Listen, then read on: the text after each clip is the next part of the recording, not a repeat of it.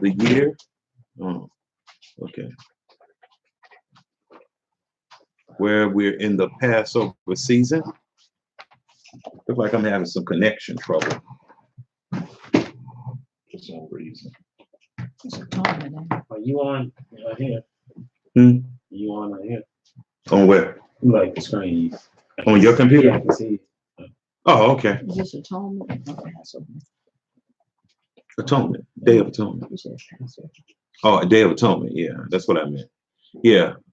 We in the past the Day of Atonement season, the season of the Day of Atonement. I keep saying Passover, but I meant to say atonement. And so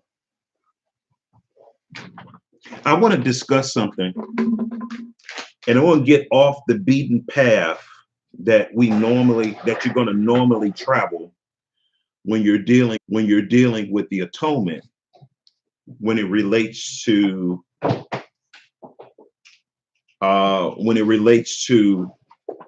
the Day of Atonement. We usually go to Leviticus 16, Leviticus 23, Deuteronomy, and those places. But I want to give you something else, okay? Because probably for the next 2 months, you're going to have Israelites of varying camps and varying persuasion, Messianic and non-Messianic. They are going to be celebrating the Day of Atonement, just like they do with the Passover. For about 2 months, it's crazy, but for about 2 months, you have Israelites celebrating the Passover because everybody celebrates it at a different time. And it's really, that's how you know something really crazy is going on.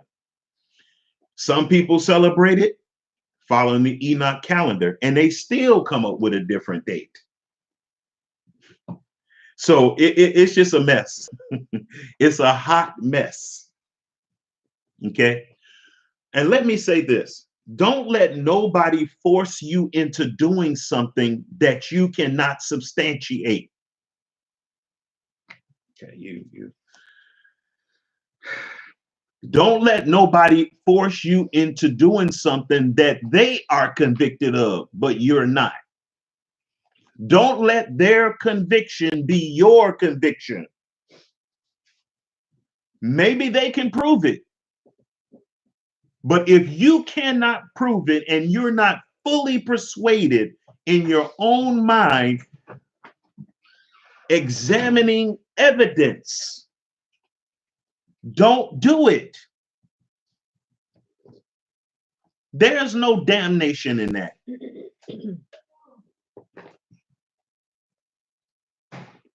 But to do otherwise is damnation, because that means that you just follow people, whether they right or wrong.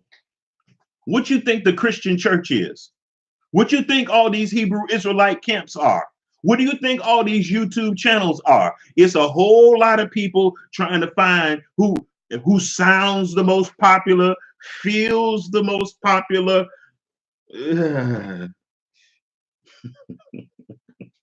Who, no.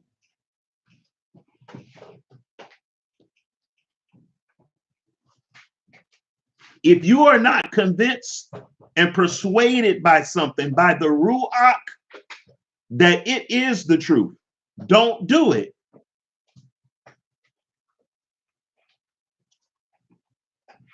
You can't do it just because you see a whole bunch of people doing the same thing, y'all.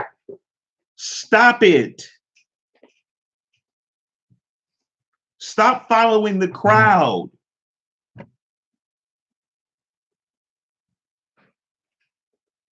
And then blaming the Most High. Well, the reason why I followed the crowd because I was scared of the Most High. No, you wasn't scared of the Most High. The reason why people follow the crowd is because they're afraid of the crowd.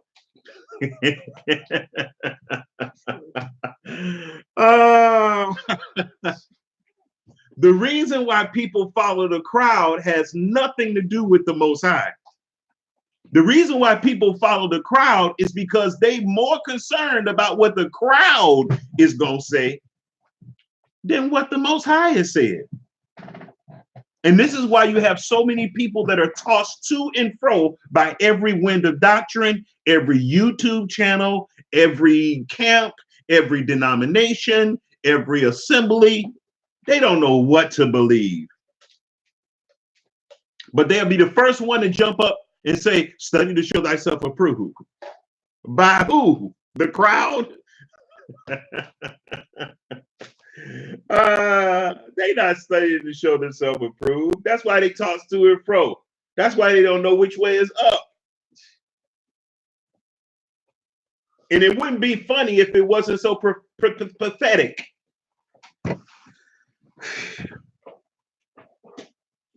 You need something for yourself, Genesis.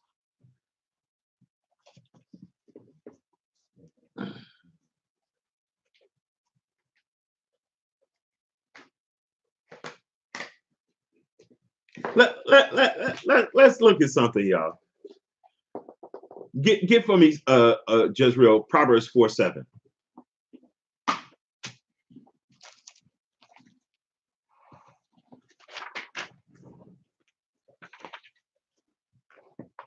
Proverbs 4:7. Read that.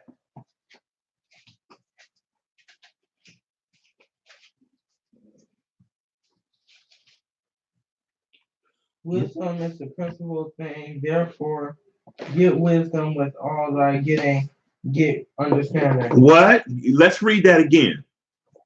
Wisdom is the principal thing. Wisdom is the principal thing. That's the main goal, is wisdom. But keep going. Therefore get wisdom with all thy getting, get understanding. But you can't get wisdom if you don't have understanding. Which one you think comes first, wisdom or understanding? I think they kind of go hand in hand. They are related. They are related. When you have them properly, the way they supposed to have, you're going to have wisdom. If you get proper understanding, you're going to have wisdom. What is wisdom compared to understanding? I pretty much think they basically the same thing. You think they're the same thing? It's just another way of saying the same thing. Yeah, there's some nuance. There's some nuance.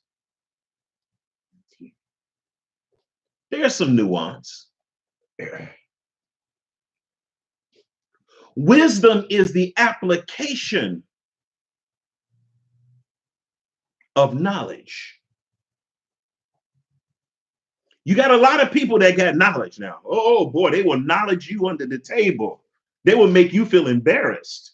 They would try to, at least. A person who has a lot of knowledge and try to make you feel bad because you don't have it, guess what that means that they don't have? They don't have wisdom. Because one of the things that comes with wisdom is what? Humility. Humility is a key component of wisdom. It's like an auxiliary of wisdom, humility.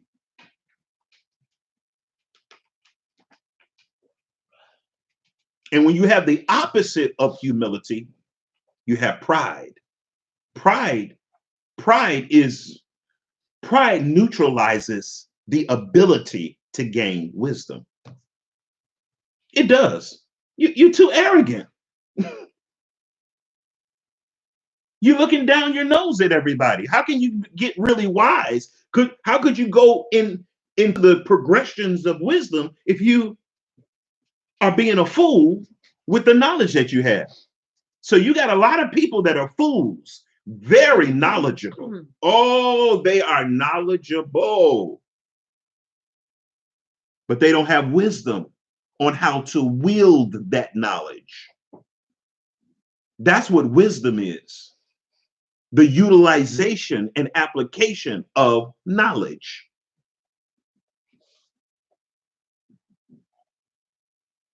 See, a lot of people think that they could just start a ministry because they have a lot of knowledge. They have a lot of Bible knowledge. And depending on the individual, you're going to run into people. You're going to run into people who are going to be able to amass because they have that intellectual girth. they're going to be able to amass a whole lot of knowledge in a short period of time. And a lot of fools are going, or I won't say fools outright, but a lot of people that are unskillful in the word of righteousness are not going to be able to discern, oh, okay, this is just a fool with a bunch of knowledge. And the reason why they're not going to be able to make that determination, because they're unskillful in the word of righteousness. Wisdom comes with righteousness. Wisdom, righteousness is a component of wisdom.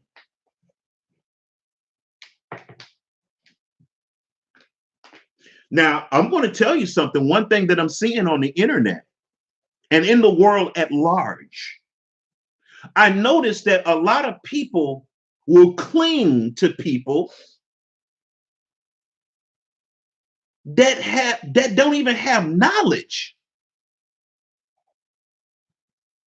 They don't even have rudimentary knowledge. They're just making up stuff as they go along.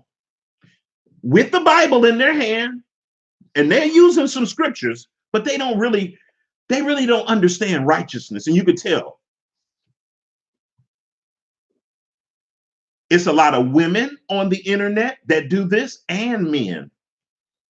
And people cling to them, and they think that that substantiates that they have wisdom because people cling to them.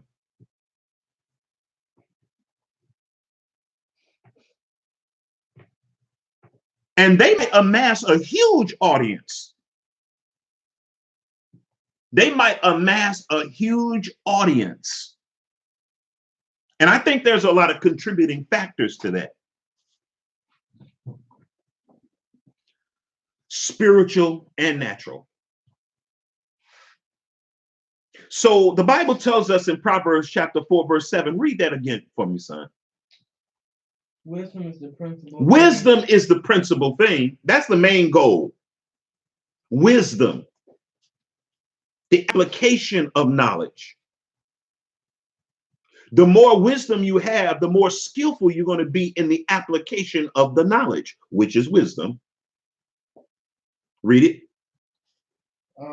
Therefore get wisdom, and with all thy getting, get understanding. And with all thy getting, get understanding.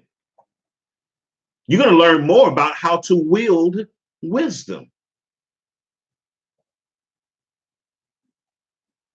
You're going to know how to distribute wisdom, manage wisdom.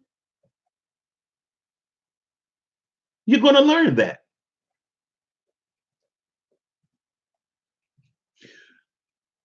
The wielding of wisdom comes through the power of the Ruach.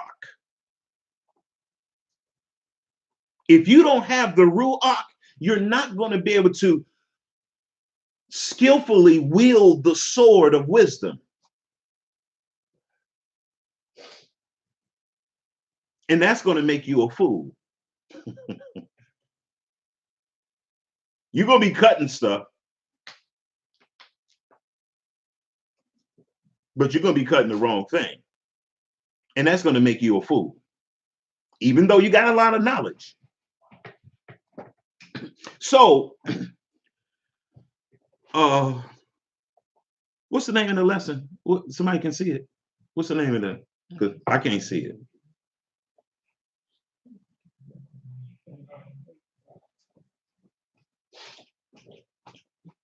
What's the name? What's The Great Day of Atonement. the Great Day of Atonement And the judgment of the living. and the judgment of the living. That's the angle I want to go in today.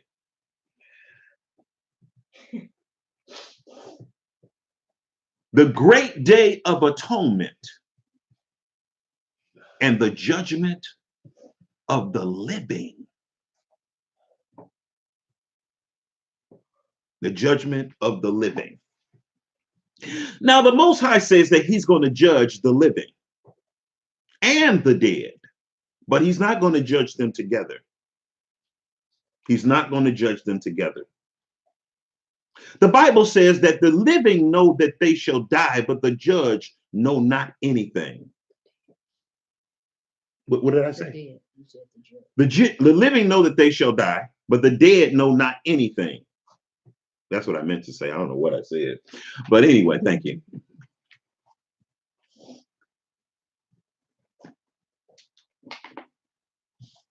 And in the parable of Lazarus, the dead were talking to each other.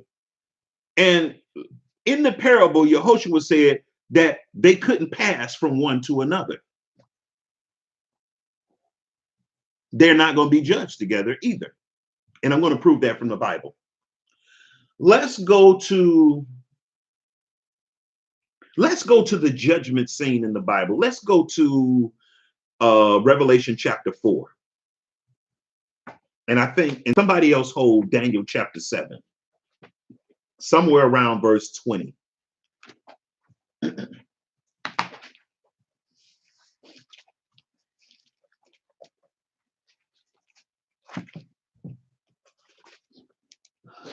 And I think I want Daniel chapter 9 too. We'll figure it out as we go along, because I'm thinking about this as I thumb through these pages. But the first place we want to go is Revelation chapter 4. We want to look at the judgment scene in the Bible. Okay. And I think a lot of people don't understand that in the book of Revelation, we are looking at the Day of Atonement.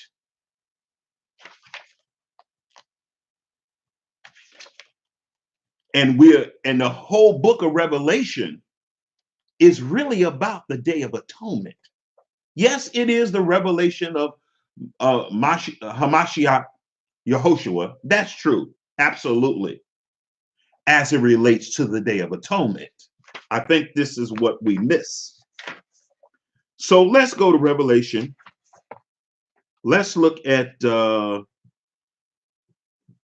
ain't gonna read all of this, but I really want to get into Revelation chapter 4 and 5. We ain't gonna be able to cover all this right now because I want to finish this before the Sabbath concludes. After this, I looked, and behold, a door was open in heaven, and the first door which I heard was, as it were, a trumpet talking with me. I'm reading from the His Word Hebrew Israelite scriptures.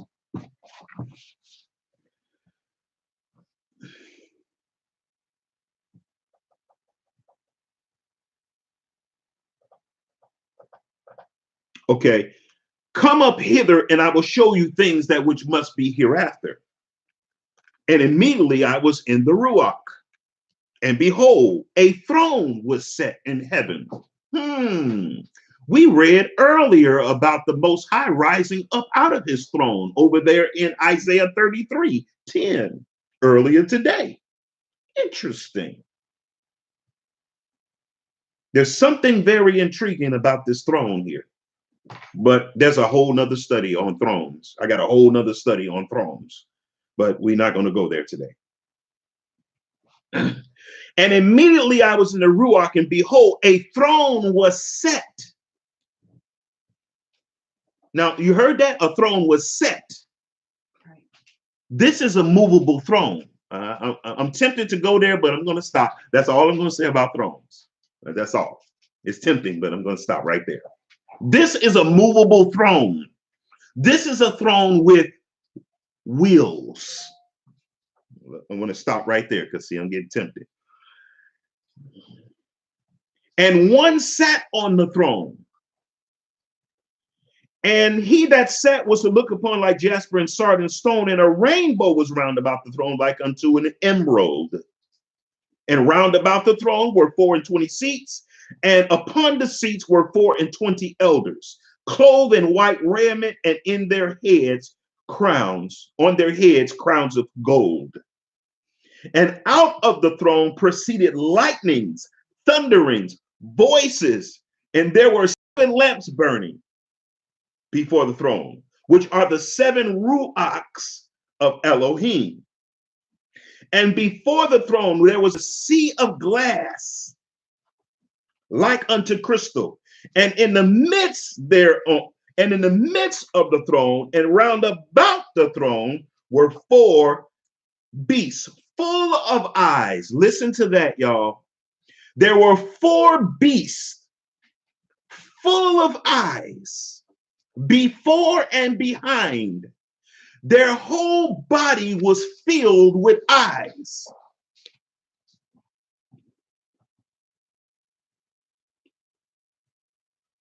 Vision. Boy. And before the throne was a sea of glass like unto crystal, and in the midst of the throne, round about the throne, were four beasts full of eyes, before and behind. The first beast was like a lion. The second beast like a calf. The third beast like a man. The fourth beast like a flying eagle. And the fourth beast had each of them 6 wings. We call these seraphims that have 6 wings. But these 6 wings are symbolic of something. I'm not going to get into that today. I got a whole study on wings, but we're going to stop right there. That's tempting too. I remember that study I gave called chicken wings. Yeah. But I'm going to stop. Let me stop. I'm getting tempted. It's not chicken wings, but that's just what I call the study. But anyway, you know, black people like chicken. I couldn't resist that one. But anyway.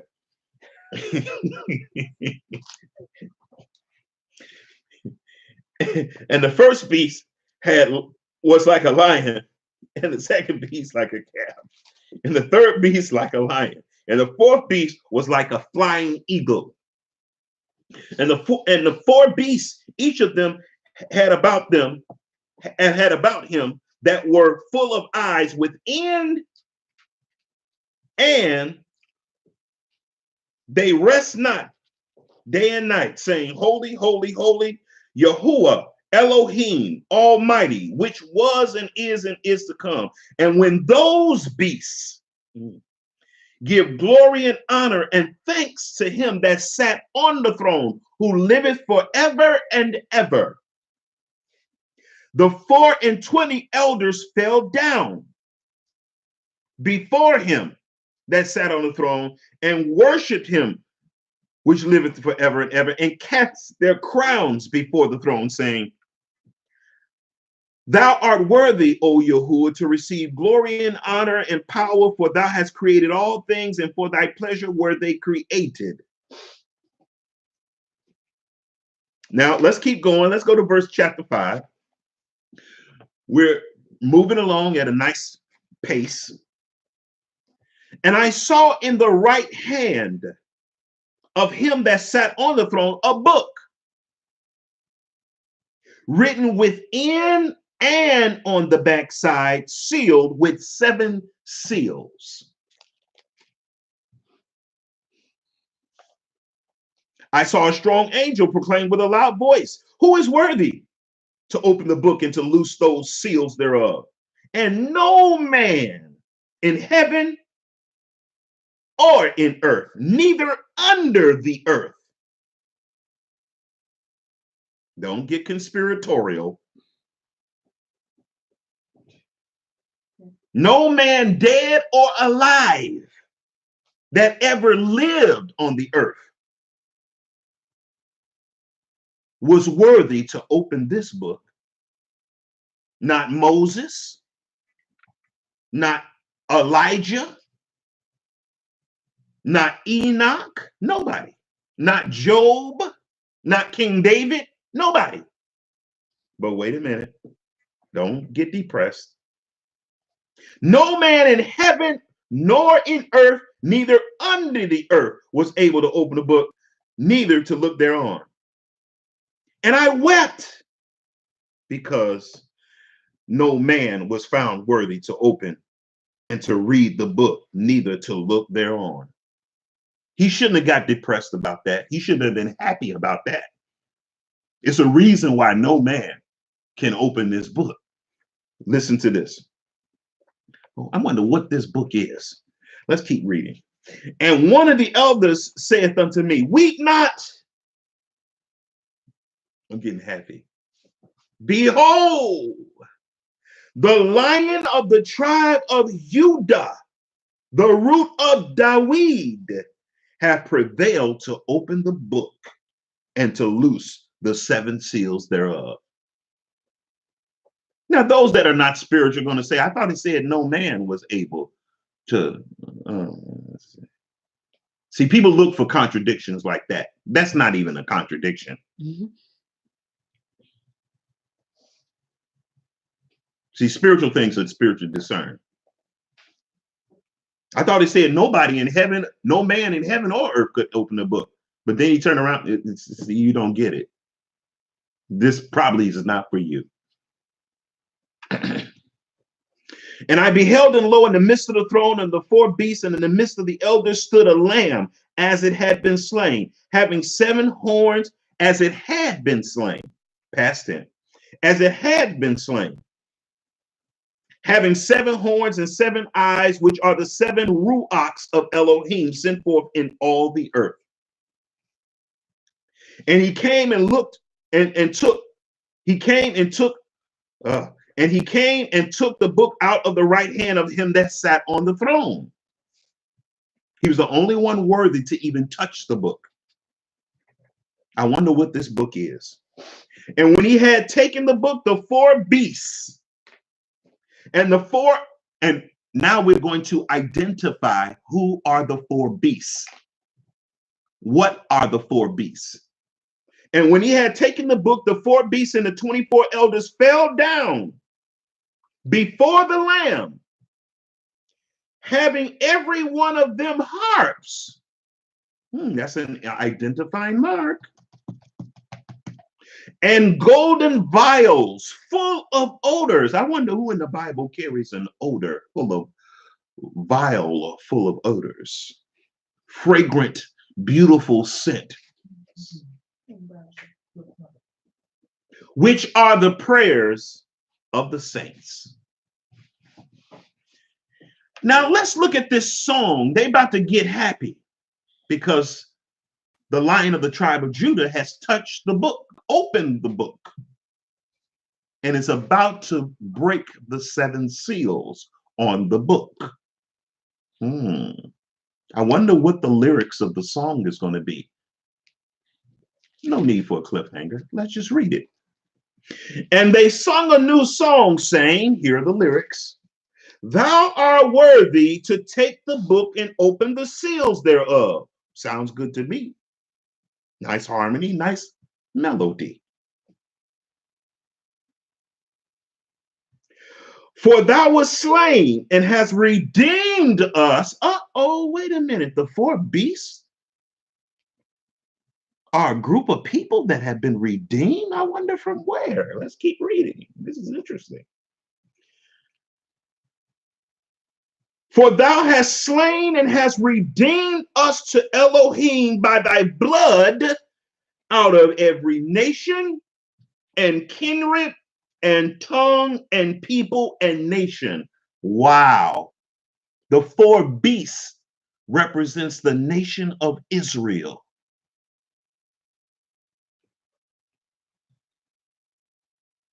That have been reclaimed and gathered from the 4 corners of the earth, from every nation, kindred, tongue, and people.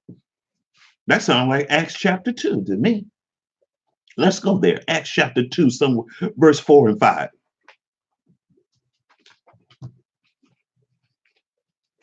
So the 4 beasts, the lion, represents a group of saints that lived on the earth. The lion, the calf, the eagle, and the face of a man. They represent 4 classes of Israelites that lived on the earth. Past, present, and future. How do we know that? The lyrics of their song, their own testimony. Let's see what the song says again, because we have a problem with this. How can beasts represent human beings? Beasts often represent human beings in the Bible, in prophecy. Beasts are a symbol of different classes of people. You have the parable of the goat and the sheep. Aren't goat and the sheep beasts? Yes. You have wolves in sheep clothing. Aren't wolves beasts? Yes.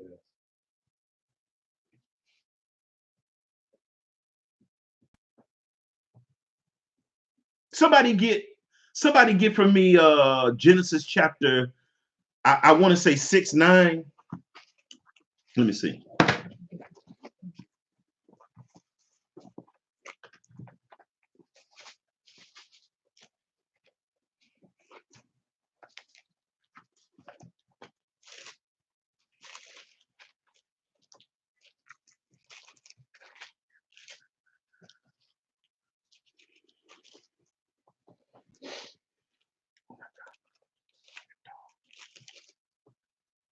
Beast.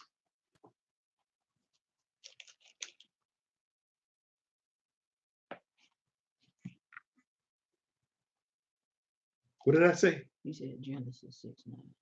Genesis, let's see. No, Genesis 9:2. And the fear of you and the dread of you shall be upon every beast of the earth, and upon every fowl of the air, upon all that moveth upon the earth, and upon all the fishes of the sea. Unto you, into your hands they shall be delivered. So beasts are a symbol of human beings sometimes, especially in prophecy. We see here in this testimony of these saints, these 4 beasts represent saints that lived on the earth. It says, thou hast made us unto our Elohim kings and priests. That's how we know it's the nation of Israel. Somebody get 1 Peter chapter 2, verse 9. We know that these 4 beasts represent Israelites, the gods of the earth. But ye are a chosen generation, a royal priesthood, and holy nation, a peculiar people, that ye should show forth the praises of him who have called you out of darkness until his marvelous light. Exactly. And has made us unto our Elohim kings and priests, and we shall reign. This is not talking about no other nation of people. No other nation of people is going to reign on earth as priests and kings. These are Israelites. And they're represented as beasts. And each one of these beasts is a reason why there are 4 beasts that they represent. And I think somebody go over to Ezekiel chapter 6, and somebody get Isaiah chapter 1. Whoever get whatever first, let me know. 1 what? 1, start at verse. What chapter you on? Yeah, I'm thinking around verse 6. From the sole of the foot even to the head, there is no soundness in it. Okay, hold on a second. Let me look at that.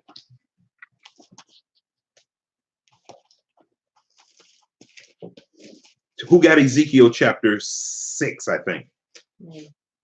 Okay.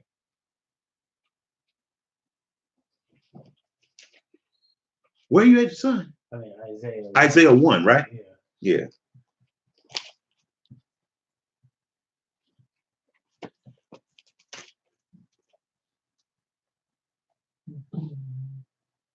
Oh, hold on a second. Maybe I got that wrong. Maybe it's Isaiah 6. Hold on a second.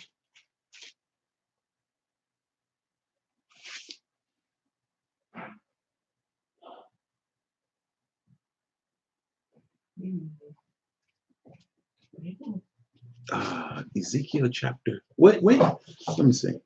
I always get these 2 mixed up. Ezekiel, these 2 prophecies. Let me see.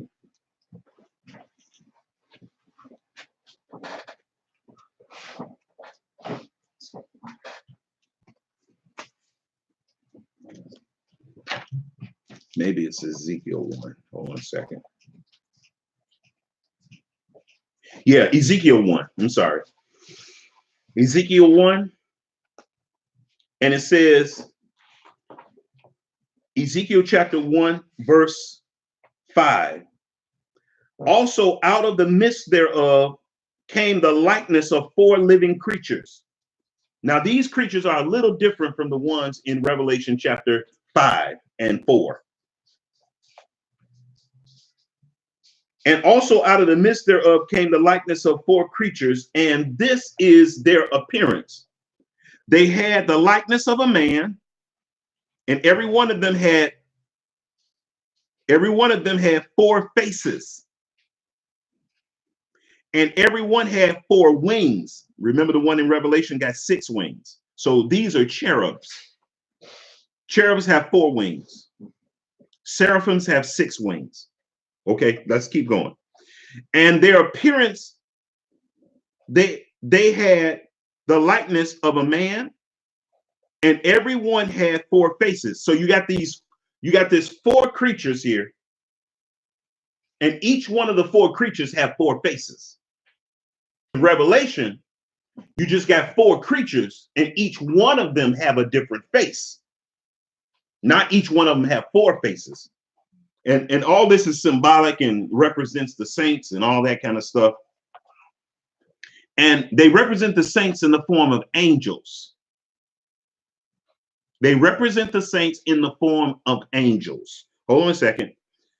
Their appearance that they had was the likeness of a man, and everyone had 4 faces, and everyone had 4 wings, and their feet were straight like calf feet.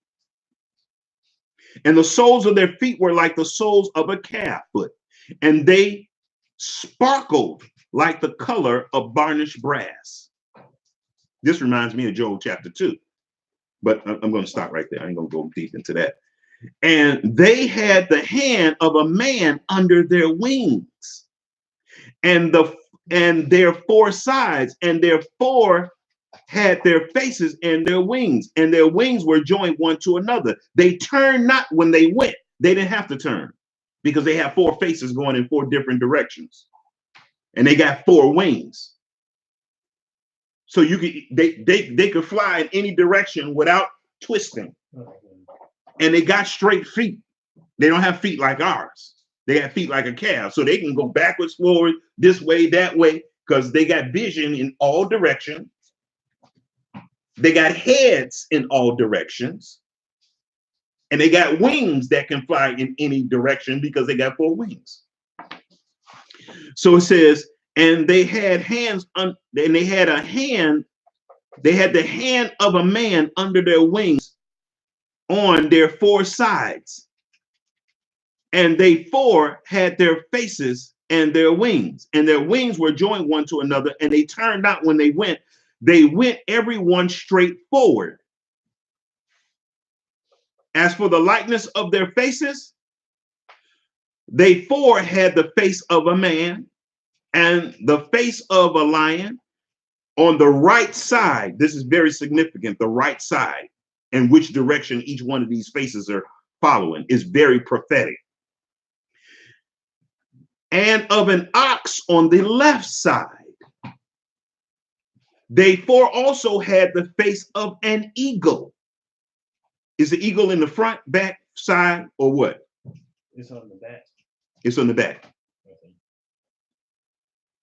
And notice that the eagle face is the last one that's mentioned. That's very prophetic. It's the last face that's mentioned. It's the only face that signifies a group of people that have wings. Now we understand that the whole beast has wings, but the significance of the last face having the face of an eagle, it represents a bird of prey that can fly. And it represents a group of people that's going to be able to fly, a group of Israelites. Because all these nations got the bird of prey, the eagle, as a symbol, but they don't represent this eagle here. They got theirs from here. So, thus were their faces and their wings were stretched upward. Very significant. 2 wings for every one with joined one together, and 2 covered their bodies. And they went every one straight forward, whether the spirit was to go. They went and they turned not when they went. They never had to turn. But anyway, I'm not going to get deep into this prophecy here in Ezekiel, but this has a lot to do with the atonement. Ezekiel the whole book of Ezekiel has a lot to do with the atonement. And I think there's another prophecy that's similar to this in Isaiah. And I want to say, well, this is Ezekiel chapter 1, so it must be in Isaiah chapter 6, I'm thinking.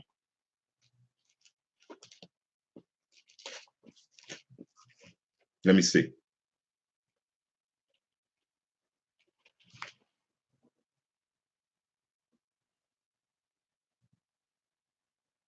Yeah, this is it. In Isaiah chapter 6, and in the year that Uzziah died, I saw also sitting on a throne. This is the same exact thing that John saw in Revelation 4 and 5. It's the same thing that Ezekiel saw in Ezekiel chapter 1. It's the same thing that Daniel saw in Daniel chapter 7 and in verse 9. Daniel chapter 9, same thing. All 3 of these things are talking about the judgment of the living, the day of atonement.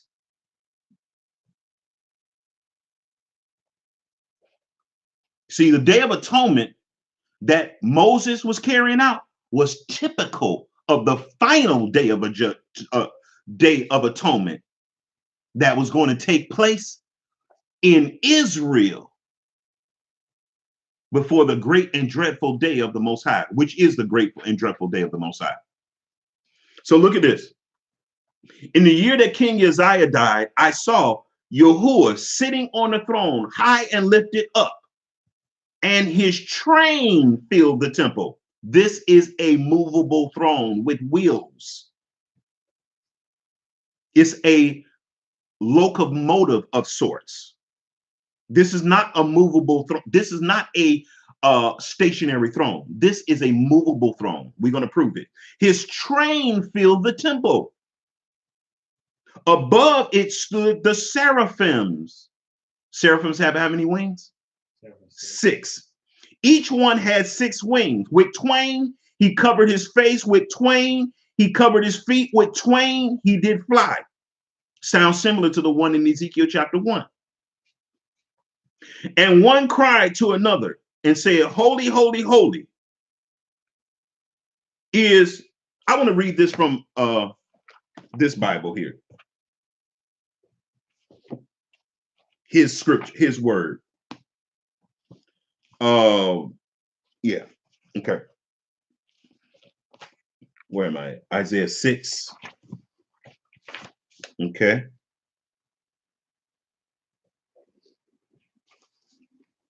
See, there's going to be a day of atonement where the Most High is going to do something he's never done in the history of Day of Atonements.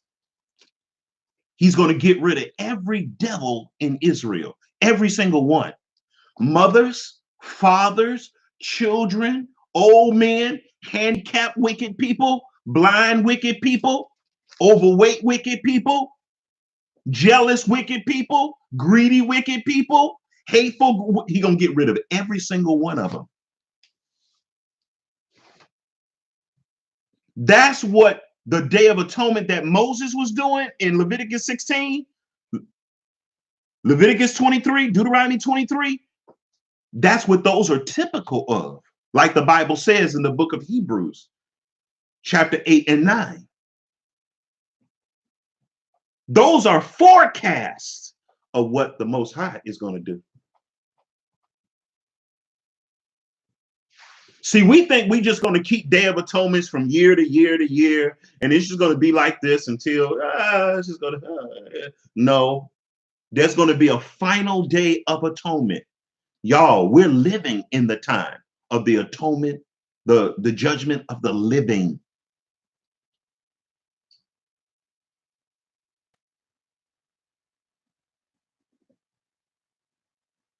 Where names are going to be taken out of the book of life. All the people who profess to be serving the Most High, claiming to be Israelites, and they really not, their names are going to be blotted out of the book of life. All these days of atonements that we supposed to have been celebrating and commemorating, and that are commemorative all the way up to today, were the screenplay or the trailer for the final one. We not acting ready. We acting like that there's no final Day of Atonement.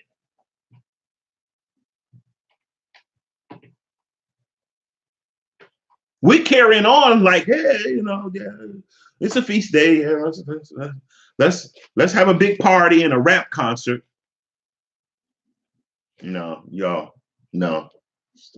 You're not going to make it. But I'm going to conclude here. But I do want to read a little bit of this Isaiah 6. Verse, where did I stop at? Verse 3. And one cried to another and said, holy, holy, holy is Jehovah of hosts. The whole earth is full of his glory. And the post of the door moved at the voice of him that cried. And the house was filled with smoke. Then said I, woe is me, for I am undone, because I am a man of unclean lips. Listen to this, y'all. This is going to give those that's hungry and thirsting after righteousness, as we are in this Day of Atonement season, hope. The wicked don't have any hope, y'all. Just stop it. Stop trying to encourage the wicked to have hope. No, the only hope is destruction for them. Everybody's trying to give the wicked hope. The wicked don't have no hope. They're here to trip you up and have you fall in the pit so they can call you a hypocrite.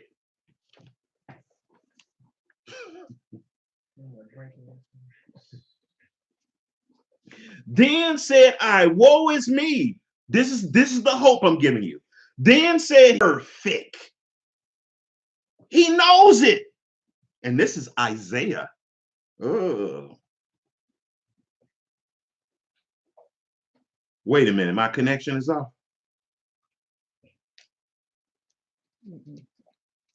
Well, it says your connection is unstable. Oh, it's lagging. It's lagging a little bit. Okay. Yeah, it's on buffering now. Okay. We need to get another connection speed because this has been happening quite frequently now. I got mine on lower setting and still. Okay. But anyway, y'all, when this judgment is about to take place, Isaiah said, oh boy, I'm an unclean man, dwelling in the midst of an unclean people. Now, this is when the judgment is taking place. I'm giving you say, well, how is this hope? I'm about to give it to you. Because you like, it's looking bad right now.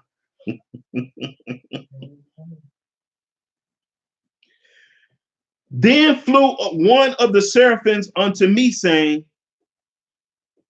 me having live coals on his hand, which he had taken with the tongues from off of the altar. What do you do at the altar? Pray. You sacrifice. You sacrifice at the altar. On the Day of Atonement, it's going to be a sacrifice. The Most High is going to do a sacrifice of the wicked from among the just. So Israel can present to Most High a pure offering. The Most High can't be presented with a pure offering as long as wheat and tares are mingled together. Sheep and goat are cohabitating. The goats love hanging out with the sheep because their main job is to sabotage.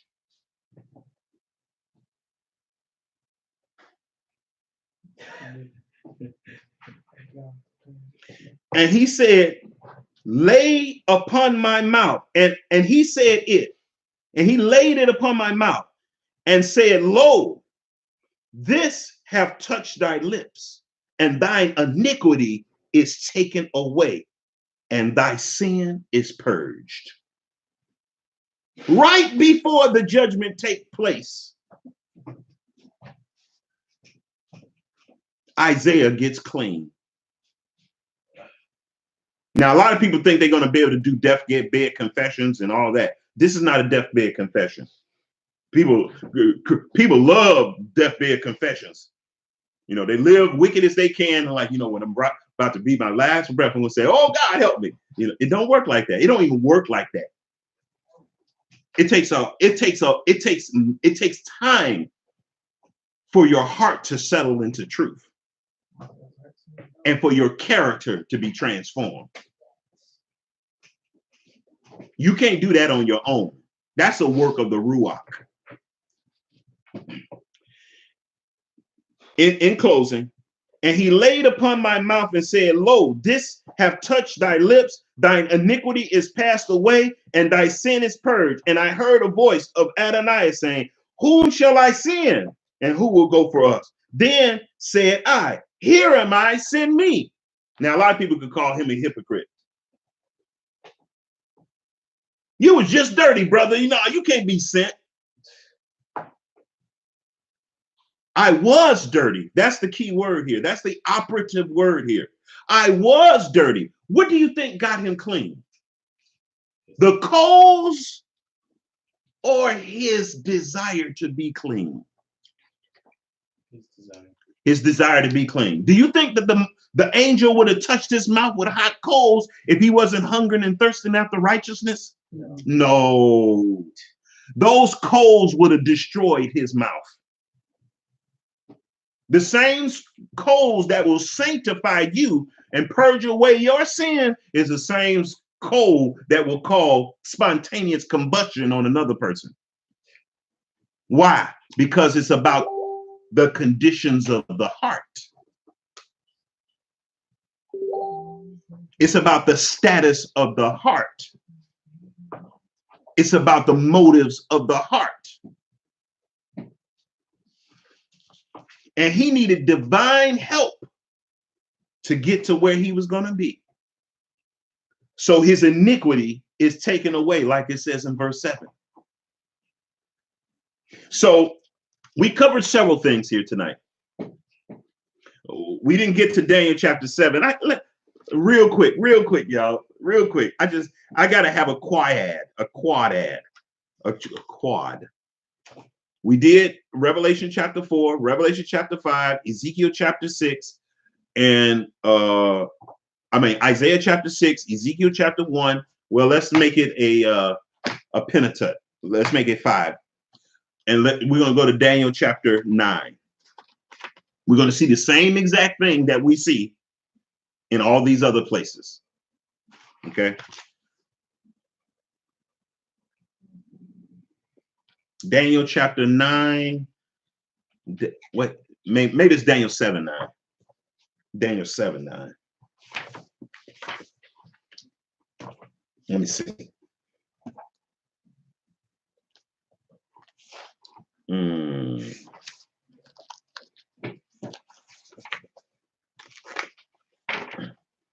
All of this is about the judgment of the living, the Day of Atonement, the purification of the church, Israel.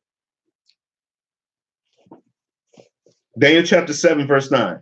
Now listen to this. This is the same exact thing. They're all looking at the same thing. Isaiah saw the same thing. Daniel saw the same thing. Ezekiel saw the same thing. All four of these prophets saw the same thing. They saw a traveling throne, a movable throne. Listen, I beheld till thrones were cast down. If you look that word cast down, it means set up. Just like Isaiah said, just like John said, just like Ezekiel said.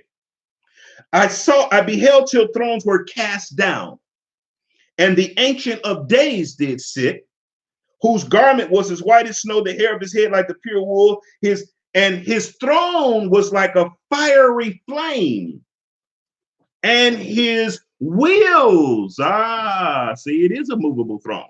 His wheels like burning fire. The wheel in the middle of the wheel that Ezekiel saw, he saw this. This is what he's seeing. The same thing Daniel saw. Same exact thing. A fiery stream issued and came forth from before him. Thousands ministered unto them. 10,000 times 10,000 stood before him. The judgment here is the Day of Atonement. The purification of the whole nation of Israel. What was that scripture? 1 Peter 4:17. Judgment must first begin at the house of Yahuwah. And if it begin with us, we will be the end of them that obey not the gospel of Yahuwah. This is the same thing that Ezekiel saw in Ezekiel chapter 9. They began at the ancient men, which were before the house. We're going to stop right there. 10,000 times 10,000 times 10,000 stood before him. The judgment was set. The books, it's more than one book. There is one main book, but there are other books. And I know people want to make these scrolls and all that kind of stuff. No, these, I'm not going to get into that today. But I want to show you what these books are. They're not books like at Barnes and Noble, y'all. Stop it. Just stop all that. The books were open. I beheld till thrones. I beheld then because of the voice of the great words which the horn spake. That's all I need to read for right now. I only wanted to read this to let you know that Daniel saw the same thing Ezekiel saw, Isaiah saw, and John saw. So you have a quad of prophets prophesying about the same judgment, the same Day of Atonement, the final Day of Atonement for the nation of Israel. Are we ready?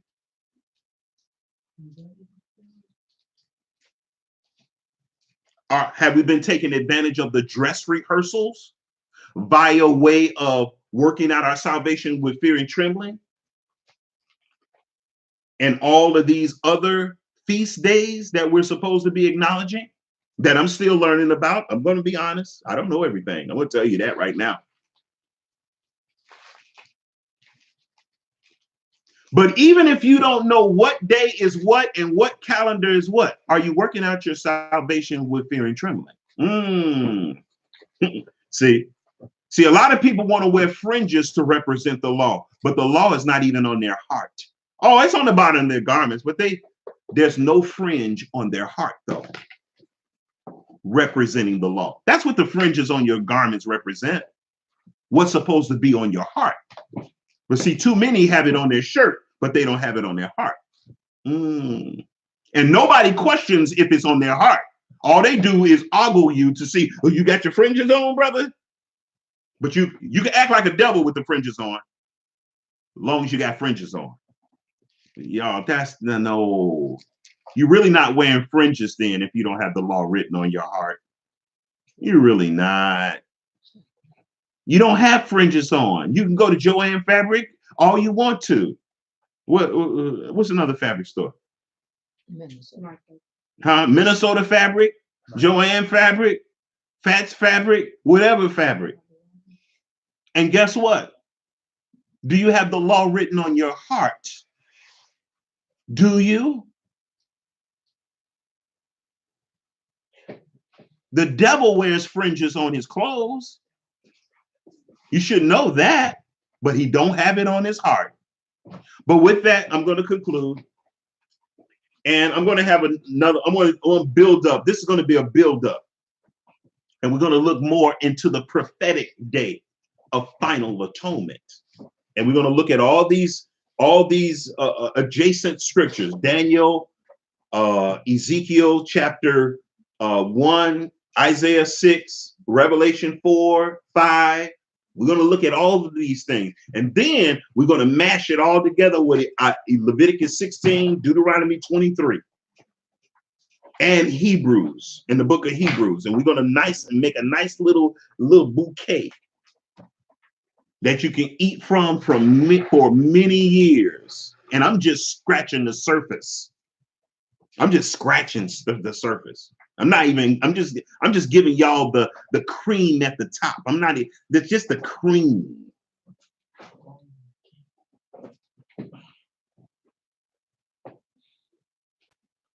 But anyway, this is Prophet Rohe Nabi and family saying shalom. And to all of you all that are rehearsing the righteous acts and celebrating the Day of Atonement, I say shalom.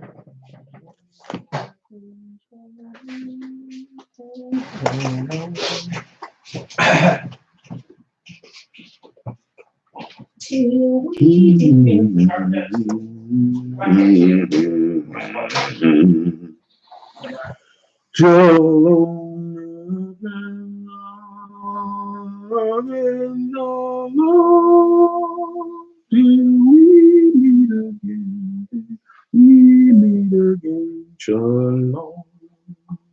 Shalom.